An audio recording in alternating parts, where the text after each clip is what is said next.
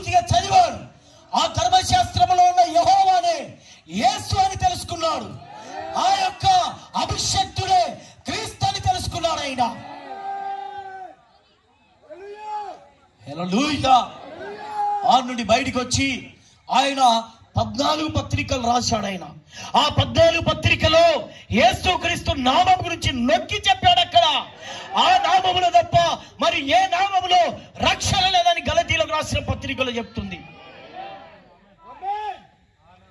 చూడండి ప్రియులారా, మరి పౌలు పరిశుద్ధాత్మ పూర్ణుడై, ఈరోజు చాలా మంది క్రైస్తవులు పరిశుద్ధాత్మ చేత నింపబడ్డామని చెప్తున్నారు.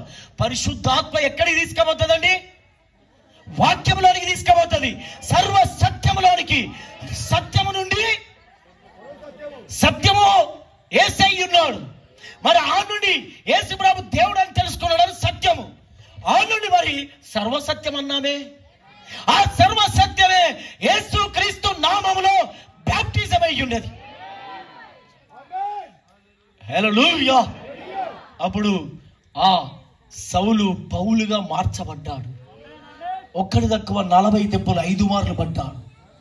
ఆ సముద్రములో రాత్రింబగలున్నాడు. ఆయన దిగంబరిగా ఉన్నాడు.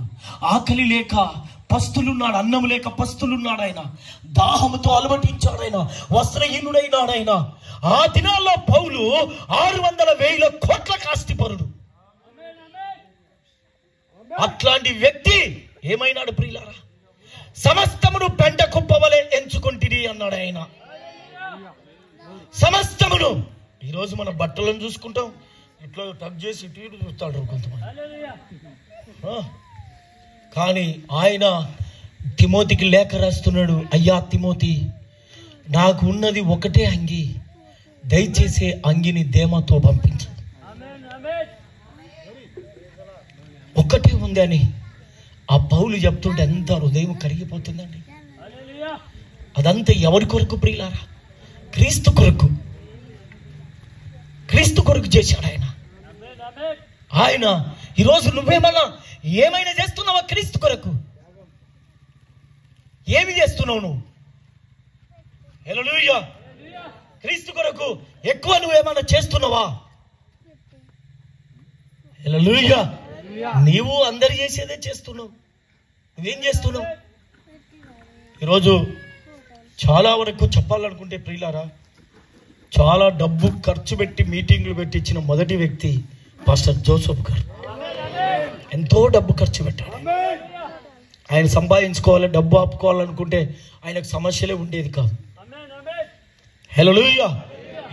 ఈరోజు మీరు ఇక్కడ కూర్చున్నారంటే కారణం ఆయన డబ్బును ఖర్చు పెట్టాడు. ఈరోజు ప్రియులారా, ఆ రోజు పౌలు గనక సమస్తము పెంటతో సమానంగా ఎంచుకోకపోతే ఈరోజు ఆయన మనకు మాదిరిగా ఉండేవాడు కాదు. అంతేనా ప్రియులారా? ఆయన ఆ రోజు ఆయనకున్నది ఆస్తి త్యాగం చేశాడు, వదిలిపెట్టాడు ఆయన. మరి నువ్వేమన్నా వదిలిపెడుతున్నావా? క్రీస్తు కొరకు ఏం చేస్తున్నావు? నువ్వు ఏం చేస్తున్నారు? మీరు టక్కులు చేసుకొని, మంచి ఏసీలు వేసుకొని, లేకపోతే కార్లు వేసుకొని మంచి స్థితిలో ఉండడానికి ఇష్టపడుతున్నావు. క్రీస్తు కొరకు ఏం చేస్తున్నావు నువ్వు? నీ త్యాగం ఏది? హల్లెలూయా. బాధపడకండి దయచేసి, నేను మిమ్మల్ని ప్రేమతో చెప్తున్నాను. నా సహోదరులని చెప్తున్నాను. నేను దేవుడికి మహిమ కలుగును గాక. హల్లెలూయా. ఆయన సౌలు నుంచి పౌలుగా మారిన తర్వాత ఆయన అపోస్తుల బోధ చెప్పాడు. ఆయన అపోస్తుల బోధ ఎఫెసీయులకు రాసిన పత్రిక 2వ అధ్యాయం 19వ వచనాన్ని చదవండి. 19, 20, 22 వరకు.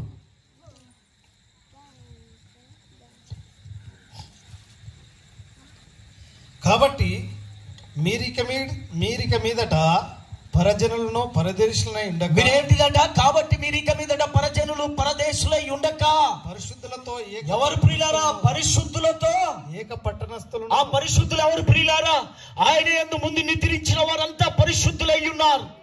ఆయనతో వారితో మనం ఏక పట్టణస్థులమై ఉన్నాం. దేవుని ఇంటి వారనై ఉన్నాం. మనం ఏమై ఉన్నాం? ఇంకా దేవుని ఇంటి వారమై ఉన్నాం. పరదేశులు పరజనులు కాదు. హల్లెలూయా. దేవుడు మనల్ని పరజనులుగా చూడట్లే, పరదేశులుగా చూడట్లే. ఆయన మీరు పరిశుద్ధులతో ఏకపట్టణస్థులై ఉన్నారు. నీ పట్టణం ఇక్కడ లేదు, నీ ఇల్లు ఇక్కడ లేదు, నీవు ఇక్కడికి ఊరికి వచ్చినట్టు వచ్చినావు. ఏంటండి ఇప్పుడు నేను ఈ ఊరికి వచ్చిన కొంతకాలం ఉంటాను, తిరిగి నేను నా ఊరికి వెళ్ళిపోవాల్సింది. ఇప్పుడు అలాగనే ప్రియులారా, మనము ఈ యొక్క భూమి మీదకి దీన్ని చూడడానికి వచ్చినాం. విజిటర్ గా చూసి మరలా మన సొంతిల్లు అక్కడ ఉంది, అక్కడికి వెళ్ళవలసిందే. ఆ ఇంటి కొరకు మనము వేగిరపడాలా, ఆ ఇంటి కొరకు మనము సిద్ధపడాలా. హల్లెలూయా. ఇప్పుడు నేను ఒక 4 రోజులు ఇక్కడికి ఉండడానికి వచ్చాను. 5వ రోజు తయారు కావాలంటే నా లగేజ్ అంతా నేనేమి తెచ్చుకున్నానో అవన్నీ సదిరి పెట్టుకోవాలి నా లగేజ్లో, బ్యాగ్లో. అంతేనా ప్రియులారా? అదే విధానంలో మన జీవితాన్ని సదురుకోవాలి. ఇప్పుడు మనం ఏ మిస్టేక్స్ ఉన్నాయో అంతా సరి చేసుకోవాలా మనం ఇప్పుడు. నిజమేనా ప్రియులారా?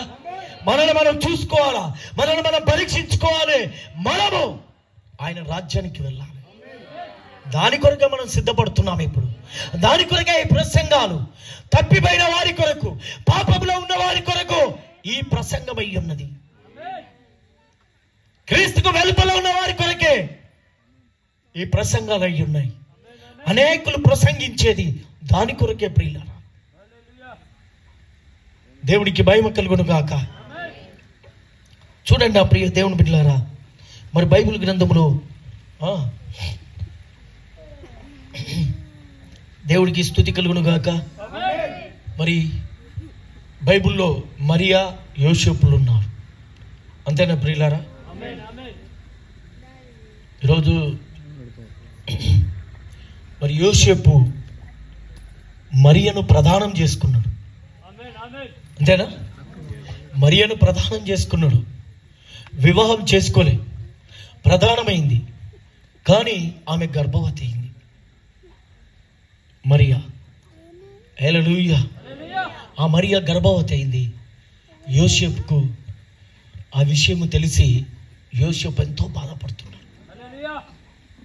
ఎట్లా జరిగింది కార్యం, నాకెందుకు ఈ అన్యాయం జరిగింది అనేసి యోసేపు చాలా బాధపడ్డాడు. ఆమెను రహస్యంగా విడాకులు చేసుకోవాలనుకున్నాడు. కానీ విడాకులు చేసుకొని ఆయన పడుకునే సమయంలో యెహోవా దూత, ఆ గాబ్రియేలు దూత, యెహోవా దూత కదా, గాబ్రియేలు దూత యోసేపును దర్శించింది. యోసేపా, నీకు ప్రదానం చేయబడిన మరియా, ఆమె పరిశుద్ధాత్మ వలన గర్భవతి, ఆమె పురుషుణ్ణి ఎరగనిది, ఆమెను నువ్వు చేర్చుకో, సందేహపడకనేసి దేవుడు ఆమెతో మాట్లాడాడు. ఆయనతో మాట్లాడాడు గాబ్రియేలు దూత. గాబ్రియేలు దూత ఎప్పుడైతే మాట్లాడిందో యోసేపు లేచాడు, తన భార్యను చేర్చుకున్నాడు. కానీ మరియా పరిశుద్ధాత్మ వలన గర్భవతి అయింది. అప్పుడు గాబ్రియేలు దూత యోసేపుతో మాట్లాడినప్పుడు ఆ అనుమానం అనే తాడుతో కట్టివేయబడ్డాడు ఆయన. ఆ అనుమానం అనే తాడుతో కట్టివేయబడినప్పుడు గాబ్రియేలు దూత యోసేపుతో మాట్లాడినప్పుడు ఆ అనుమానం అనే తాడు నుంచి విప్పబడ్డాడు ఆయన, విడుదల పొందాడు ఆయన.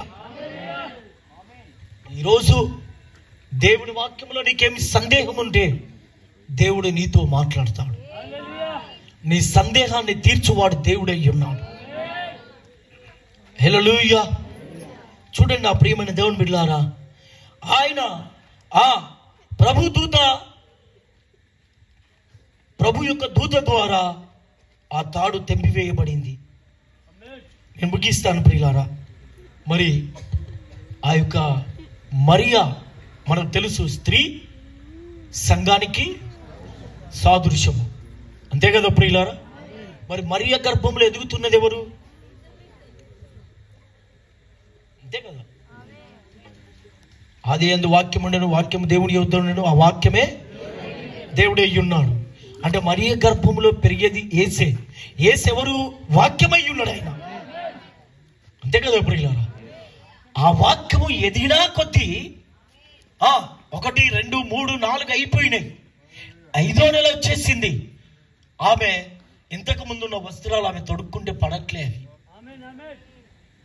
అవి చాలా టైట్ అయిపోయినాయి. అప్పుడు ఆమె వేరే వస్త్రాలు ధరించవలసి వస్తుంది. అంతేనా ప్రియులారా? నీవు కూడా సంవత్సరాలు గడిచిన కొద్దీ వాక్యం ఏం చెప్తుంది, వాక్యం ఎలా జీవించమంటుంది. అంతేనా ప్రియులారా? వాక్యం అనే వస్త్రాన్ని నువ్వు చేంజ్ చేసుకుంటావు. అప్పుడు ఇంకొకరు నీకు చెప్పేదే లేదు. అక్కడ నీకే తెలిసిపోతుంది నేను వాక్యంలో ఉన్నానా లేదా అనేది. హల్లెలూయా! ఆ మరియకు తెలిసిపోతుంది, నేను గర్భవతిని, నెలలు నిండినాయి, నాలో క్రీస్తు ఎదుగుతున్నాడనే సంగతి ఆమెకు తెలిసినా కొద్దీ ఆమె ప్రవర్తనలో మార్పు వస్తుంది, ఆమె జీవితంలో మార్పు వస్తుంది, ఆమె మాటలో మార్పు వస్తుంది. హల్లెలూయా! చాలా ప్రవక్త ఒక మాట అంటాడు, ఎప్పుడైతే క్రీస్తు, ఆ స్త్రీ క్రీస్తులో ఉండి కూడా ఆమె వాక్య ప్రకారంగా ఉండదు, కోపం ఎక్కువ ఉంటుంది, ఆవేశపడుతుంది, చాలా కార్యాలు వినరు. ప్రవక్త అంటాడు, ఆ స్త్రీ ఎప్పుడు మారుద్దంటే ఆమె ఎప్పుడైతే గర్భంతో ఉంటుందో ఆమె మాటలో మార్పు వస్తుందంట, ఆమె నడకలో మార్పు వస్తుందంట, ఆమె అన్ని విధాలుగా మార్పు వస్తూ ఉంటుంది. ఎందుకు? ఆమె అంతకుముందు దాని ఇట్లా నడిచింది. 6వ నెల పడింది అంటే కింద చూసి నడవాలా? స్థలము ఆ భూమి సమానంగా ఉందా లేదా? లేకపోతే అప్పుడు తన భర్తతో మాట్లాడుతుంది, ఏమండి దయచేసి నాకు సహాయం చేయవా, ఈ మెట్టు దిగడానికి సహాయం చేయవా, ఈ మెట్టు ఎక్కడానికి సహాయం చేయవా? అప్పుడు వచ్చింది అక్కడికి. అంతకుముందు ఏబో నీవు చెప్తే నేనేదేంది. అంతేనా ప్రియులారా? వాక్యం ఎప్పుడైతే నీలోనికి వస్తుందో అప్పుడు నువ్వు అన్నిటిని గ్రహిస్తుంటా అంటావు. అప్పుడు ఒక మార్పు అనేది జరుగుతుంది.